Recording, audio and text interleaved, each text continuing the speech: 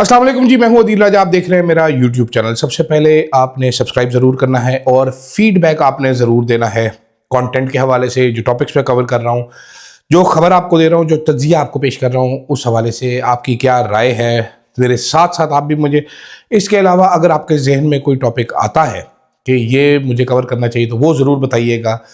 अच्छा जनाब, और साथ मेंबरशिप और सुपर थैंक्स, वो तो कहता ही रहता हूँ। ओवरसीज़ पाकिस्तानी इसको बहुत ज़्यादा सपोर्ट करते हैं, लेकिन चंद दिनों से कोई लोग आ नहीं रहे, तो वो भी मैं दोबारा अनाउंस कर दूँ। बात करेंगे आज भाईजान, खुफिया इलाज हो रहा था या खुफिया डील हो रही थी, ये क्या कहानी है? बैरिस्टर गौहर साहब की बेचारगी की दास्तान है या चालाकी है, वो बात करेंगे। केसेस लग गए हैं इस्लामाबाद हाई कोर्ट में, उससे क्या चालाकी की है वो बात करेंगे। पंजाब में अरबों रुपए की अय्याशी की दास्तान आपको सुनाऊंगा एक, और फिर झूठ डील बड़ा खेल, ये हो क्या रहा है, सारी खिचड़ी क्या पक रही है, ये कुछ आपके सामने रखते हैं।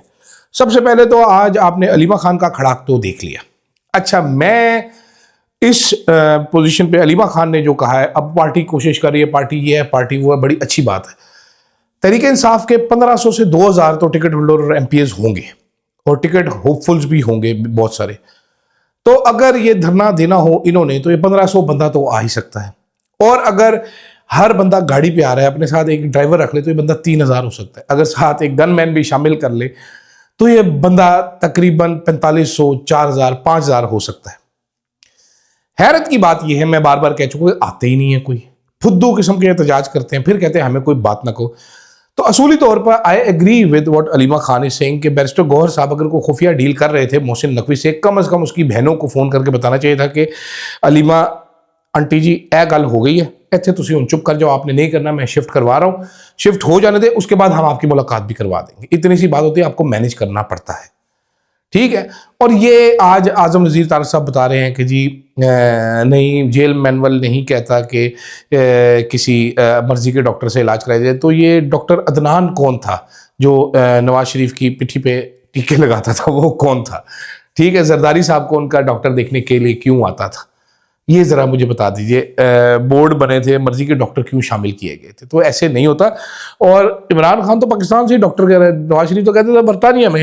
ये जेल मैनुअल इस बारे में कुछ नहीं कहता था कि सारे जेल मैनुअल सिर्फ इमरान खान की बारी कहते हैं। जो इस्टेब्लिश हो चुकी है चीज़ वो ये है कि इमरान खान की आंख का सीरियस मसला तो है। दूसरी चीज़ जो इस्टेब्लिश हो चुकी है, मैं अपने जहन में बिल्कुल कह रहा हूँ कि there is something very fishy going on. जो ये मेडिकल रिपोर्ट छुपा रहे हैं, जो ये एक्सेस नहीं दे रहे इमरान खान के ऊपर, this is very very very wrong. कोई गलत चीज़ हुई है। तीसरी चीज़ जो इस्टेब्लिश हो गई आज वो ये है कि तहरीक इंसाफ जो है वो बिल्कुल फुद्दू किस्म की हरकतें कर रही है, बिल्कुल बेकार किस्म की, बिल्कुल थर्ड क्लास। चौथी चीज़ जो इस्टेब्लिश हो चुकी है वो ये है कि तहरीक इंसाफ की जो वकला विंग है, इनको ना सियासत आती है, और ये वकालत के पेशे में भी माजरत के साथ ये करोड़ों की फीसें ज़रूर ले लेते हैं, लेकिन ये फुद्दू प्रेशर नहीं बना सकते। भाई इतने बड़े बड़े वकील हैं, इतने बड़े बड़े चेंबर्स हैं, इतनी बड़ी बड़ी दोस्ती हैं, कहो खड़े करो ना। आपका कितना ही खर्चा होगा यार? 1000 रुपया लग जाएगा पिटीशन फाइल करने पे, 2000 लग जाएगा, 5000 रुपया लग जाएगा। अपने लीडर के लिए आप पिटीशन नहीं फाइल कर सकते? आपको तो भर देनी चाहिए अदालतें पिटीशनों से, आधे आधे घंटे बाद पिटीशन डलनी चाहिए। आप कमाल लोगे यार, आप पिटीशन नहीं फाइल कर सकते एक। अब कल केस क्या लगा है? केस लगा जी मुतफरक दरखास्तें लगी हैं कि जी अर्ली हियरिंग के लिए। ये फुद्दू क्या लगाएगा अब ये भी सुन लीजिए। कल अब अदालत लगेगी, उसमें डोगर साहब आएंगे, डोगर साहब कहेंगे अच्छा अर्ली हियरिंग के लिए देखें सिस्टम बन गया है, तो अर्ली हियरिंग तो नहीं हो सकती, जो नंबर आएगा आपका वो नंबर आएगा 2030 में, तो उस टाइम पे सुन लेंगे। ये पाकिस्तान का पहला मुजरिम है इमरान खान, जिसको हुकूमत कहती है कि बड़ा मुजरिम है, बहुत बड़ा, लेकिन इसकी अपील नहीं सुनी जा सकती। इमरान खान डील नहीं मांग रहा, इमरान खान कह रहा है मेरा केस सुनो। नवाज शरीफ साहब क्या डालते थे अर्जी के जी केस बहुत तेज चल रहा है, मल्टीपल सोर्स मौजूद है, मरीम नवाज शरीफ साहब की मौजूद है, बातें सबकी मौजूद है कि जी केस बहुत तेज चल रहा है, केस बहुत तेज चल रहा है, इसको स्लो करें। ये क्या पाकिस्तान में सिर्फ एक ही केस है ये जो इसको सुनना है आपने? कोई और केस नहीं है, कोई एक ही केस है। अभी इमरान खान क्या कह रहा है? भाई मेरा केस सुने, मैं कोई डील नहीं मांग रहा, मेरा केस सुने, मेरिट पे सुने तो सही, केस में है क्या? डोगर जैसा जज ला कर भी आप केस नहीं लगा पा रहे, क्यों? क्योंकि आपको पता है केस उड़ जाना है, क्योंकि डोगर भी इस पे फैसला नहीं दे सकेगा, आपको मालूम है केस ने उड़ जाना है, ठीक है। ये हालात है। वो जेल में बैठा है, वो कह रहे यार मेरा केस लगाओ भाई, सजा दो। अब 9 मई वाला केस भी नहीं लगा रहे, जिसमें 2 पुलिस वाले डड्डू बन के मेज के नीचे छुप गए थे, मतलब इतनी बड़ी बड़ी हिप्पियां थी पुलिस वालों की, मेज के नीचे कोटे हुए थे, किसी को नजर नहीं आई क्योंकि सारे अन्य थे। ये हमारी रियासत पाकिस्तान ने 9 मई का केस बनाया हुआ है जी कि बहुत बड़ा केस है, ये दुनिया का सबसे बड़ा लतीफ़ा है 9 मई का केस। अगर आप पूरे डॉक्यूमेंट्स पढ़े, आप हंस हंस के दोरे हो जाए उसमें। जितनी केसेस में सजाएं हुए वो भी एक से बढ़कर एक लतीफ़ा, वो भी नहीं लग रहे। आलिया नीलम साहिबा पूरे वजन के साथ उन फाइलों में बैठी है, लगने नहीं दे रही कोई फाइल। उन्होंने मेक श्योर किया कि कोई फाइल ना लगे कि इधर आलिया नीलम साहिबा ने, ये इंसाफ की देवी हैं। इधर हमारे याया अफरीदी इंसाफ के देवते हैं। उसको जो अपना वो सुहेल अफरीदी साहब पश्तो में उनको मैसेज दे रहे हैं कि जनाब साडा केस सुन लो, आप भी अफरीदियों को कह रहे हो। तो वो अफरीदी नहीं है, ये चाचा चूरन है, ठीक है। वो अफरीदी शफरीदी नहीं है, चाचा चूरन है। तो इनसे उम्मीद रखना बंद करें। खैर, मैंने जो बोला है कल देख लीजिएगा, यही चालाकी की जाएगी, कल यही किया जाएगा। दूसरी तरफ जनाबे वाला, पंजाब में हुक्मरानों की अयाशियां हो रही हैं भाईजान, लंबी लंबी, इतनी बड़ी बड़ी अयाशियां कि आप सोच नहीं सकते। इस साल पंजाब में अब मैडम मरियम ने अपना जवाज खरीद लिया है। जवाज खरीदने के बाद उन्होंने सरकारी अफसरान की पॉलिसी चेंज कर दी है कि छिकें जनाब 4700 सीसी गाड़ी, अब आईजी पंजाब और चीफ सेक्रेटरी पंजाब 4700 सीसी गाड़ी जो है वो चलाएगा। अब दुनिया में जुल्म, अब ये जुल्म है, जुल्म मैं आपको समझाता हूँ क्यों। दुनिया किस तरफ जा रही है। मेरे पास जो गाड़ी है वो 1500 सीसी और वो 1800 सीसी जो मेरे पास पहली गाड़ी थी उससे तेज चलती है। जो अब एक गाड़ी आई है GWM की टैंक 500, वो 2000 सीसी है, ठीक है। वो लैंड क्रूजर के साइज की गाड़ी है। जो BYD का शार्क है, जो डाला है, जो पाकिस्तानी जो टोयोटा का डाला है वो 2700 सीसी, जो BYD का वो 1500 सीसी डाला है, ठीक है।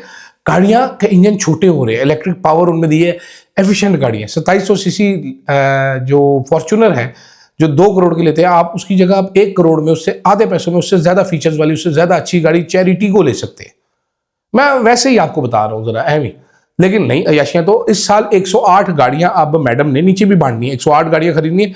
ये गाड़ियां कितने की आएंगी जी? ये 1.25 अरब रुपए की, 1 अरब 14 करोड़, 1 अरब 15 करोड़ की गाड़ियां खरीदिएंगे। 108 गाड़ियां। इन गाड़ियों में कौन सी गाड़ियां? 1800 सीसी, 2700 सीसी और 4700 सीसी, 3 किस्म की गाड़ियां। मतलब सेडान में सिविक और करोला, ठीक है, वो ग्रैंडी, 2700 सीसी में फॉर्च्यूनर और 4700 सीसी में लैंड क्रूजर, ये खरीदे जाएंगे जनाब। और ये दिए जाएंगे हमारे पैसों के अयाशी करने के लिए पंजाब में, क्योंकि पंजाब में गुड गवर्नेंस हो रही है। आज वैसे हमें PTV पे मैंने देखा, उन्हें खबर चलाई कि जी मरियम नवाज की जाती कोशिशों से फ्रूट और सब्जियों की कीमत 50% इस रमजान में कम हो गया। आवाम ने खुश होकर मरियम नवाज को दुआएं दी।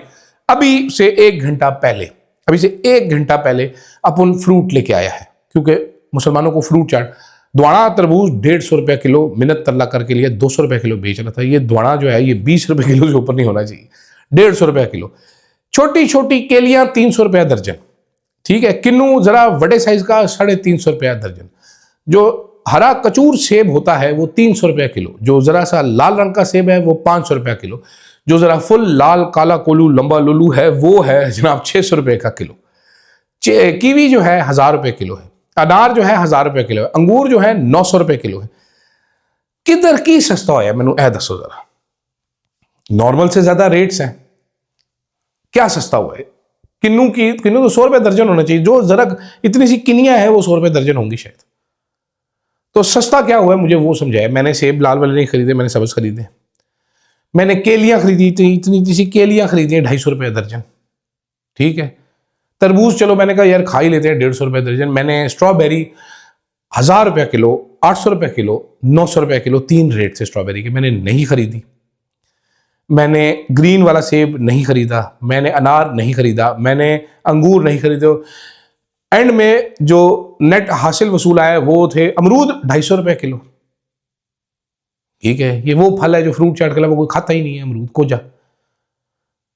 तो किधर से महंगी होगी मुझे ये समझ नहीं आ रही। मतलब आप PTV हैं, ठीक है, आप जो मर्जी चला सकते हैं, आवाम को बेवकूफ तो ना समझे। दूसरे अयाशियों का आलम देखिए, मैंने 1 अरब 14 करोड़ की गाड़ियों का बता दिया। इसके अलावा जो पंजाब की सबसे बड़ी झूठी हैं सर्टिफाइड, अब क्योंकि 3 झूठ बोल चुकी है असबा बुखारी 1 महीने के अंदर अंदर। पहला झूठ गटर में माँ और बच्चे के गिरने का बोला कि है ही नहीं। दूसरा झूठ इन्होंने बोला जब वो एक खुरम इकबाल नामी सहाफ़ी गिरफ्तार हुआ कि जनाब इस पे बड़ा सख्त केस है पीका का और ये है वो है, लटरम पटरम है। तीसरा झूठ इन्होंने जहाज़ वाला बोला कि जहाज़ एयर पंजाब के लिए, आज उसी मुंह उठा के कह दिया हम इस्तेमाल करेंगे जहाज़।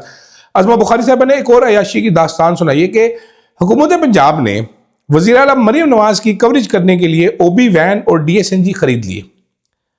अब ये क्या चीज होती है मैं आपको समझाता हूं जरा। ओबी वैन क्या होती है, डीएसएनजी क्या होती है। डीएसएनजी एक गाड़ी होती है, आमतौर पे पाकिस्तान में, बाहर के मुल्कों में ट्रक भी होते हैं बड़े, लेकिन पाकिस्तान में होती है एक हाईएस्ट वैगन। हाईएस्ट वैगन ली जाती है, उसके ऊपर माउंट की जाती है एक डिश, उसके अंदर सैटेलाइट रिसीवर लगाया जाता है। ये किस लिए होती है, ताकि ये सिग्नल भेज सके ऑन एयर करने के लिए अपने हेड ऑफिस को, वहां से ऑन एयर कर देते हैं। मिसाल के तौर पे मैंने कोई गेस्ट कनेक्ट करना है, मैं शो कर रहा हूँ 8 बजे, मैंने गेस्ट कनेक्ट करना है कराची में, हमारा स्टूडियो आंसर, मैं उसको कहता हूँ सर मैं आपको डीएसएनजी भेज दूँ, मैं उसको डीएसएनजी भेजूंगा, वहां पर कैमरा लगेगा, वो तस्वीर और वो आवाज़ मेरे स्टूडियो में आ रही होगी, वहां से मैं उनको कनेक्ट कर लूंगा। डीएसएनजी का सिर्फ ये खरीदने का खर्चा नहीं, करोड़ों रुपए की ये डीएसएनजी एक आएगी। उसके बाद ओबी वैन होती है। ओबी वैन क्या होती है, ओबी वैन को समझ लीजिए चलता फिरता एक प्रोडक्शन यूनिट होता है। उधर अंदर स्क्रीनें लगी होंगी मल्टीपल गाड़ी के अंदर, वो भी एक इसमें बन सकती है, दोनों वैनें इकट्ठी भी बन सकती है, लेकिन दो का जिक्र की तो मैं अलहदा बता रहा हूँ। उसके अंदर एक ऑडियो मिक्सर लगा होगा, उसके अंदर एक स्विचर लगा होगा, उसके अंदर मल्टीपल स्क्रीन्स लगी होंगी। वो क्या करेंगे कि जी उसके बाहर एक पोर्ट दे देंगे, वो वहां से कैमरे कनेक्ट करेंगे, 4-6 कैमरे कनेक्ट करेंगे ओबी वैन के अंदर, वो डिफरेंट शॉट्स कट करे होंगे। मरीम नवाज ने यूं किया तो ये वाला कैमरा दिखाया, फिर वो दिखाया, फिर ड्रोन शॉट दिखाया। वो ओबी वैन जो प्रोडक्शन आउट आएगा वो डीएसएनजी वैन में जाएगा, डीएसएनजी वैन उसको ऑन एयर कर देगी और लोगों को जिनको सिग्नल पता होगा वो अपना रिसीवर ट्यून करेंगे और वो चैनल मरीम नवाज को कैच कर सकेंगे लाइव।